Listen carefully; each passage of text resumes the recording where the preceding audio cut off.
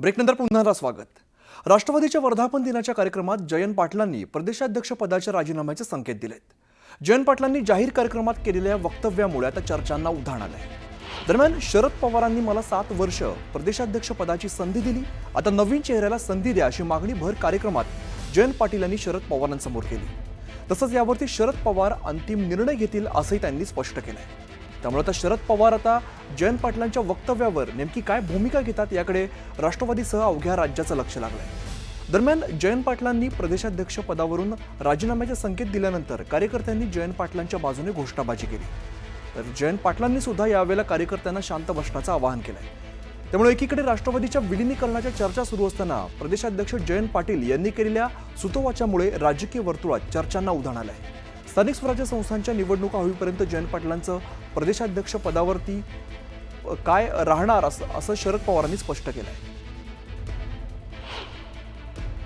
मला पवार साहेबांनी बरीच संधी दिली, 7 वर्षाचा कालावधी दिला. शेवटी पक्षाने नव्या चेहऱ्यांना संधी देणं आवश्यक आहे. मी या निमित्तानं तुमच्या सर्वांच्या देखत एवढीच साहेबांना विनंती करेन. ऐका, माझं भाषण मला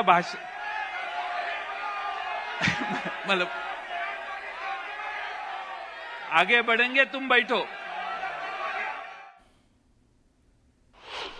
माझी खात्री आहे की जी नेतृत्व करणारी राज्याची या ठिकाणी जी फळी आहे ती याच्यामध्ये सुरुवात सगळ्यांच्या फाशीची राहील आणि आपण येत्या 3 महिन्याच्या निवडणुकीच्या नंतर सर्वांनी महाराष्ट्राच्या समोर नव्या नेतृत्वाचा इतिहास करू.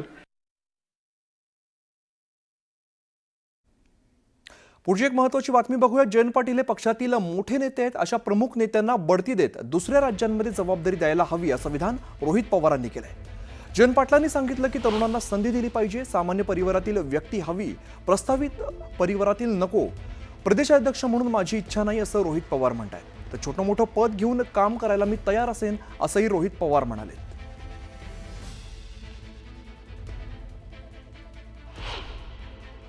हे सर्व जे प्रमुख नेते आहेत त्यांना बढती दिली पाहिजे. इतर महत्त्वपूर्ण जे राज्य आहेत, कारण बऱ्याच राज्यातून तिथली विशिष्ट परिस्थिती बघता, मणिपूर असू द्या, वेस्ट बेंगॉलसुद्धा असू द्या, कर्नाटकात काही प्रमाणात, त्यानंतर राजस्थानमध्ये सुद्धा थोड्या प्रमाणात मागणी, वर नॉर्थमध्ये सुद्धा मागणी, की मग अशा प्रमुख नेत्यांना ज्याला खूप मोठा अनुभव आहेत, देशाची एक टीम बनवून त्यांच्या मार्गदर्शनाखाली राज्याचे प्रदेशाध्यक्ष टाकून अशा पद्धतीने जर काम केलं तर त्यांचा अनुभव, त्यांचं मार्गदर्शन, त्यांची विजन आणि इतर जे नवीन पदाधिकारी असतील त्यांची युवकांची जी ताकद असते असं कॉम्बिनेशन केलं तर मला असं वाटतं की अनुभव आणि जिगर याचं कॉम्बिनेशन चांगलं चालू शकतं.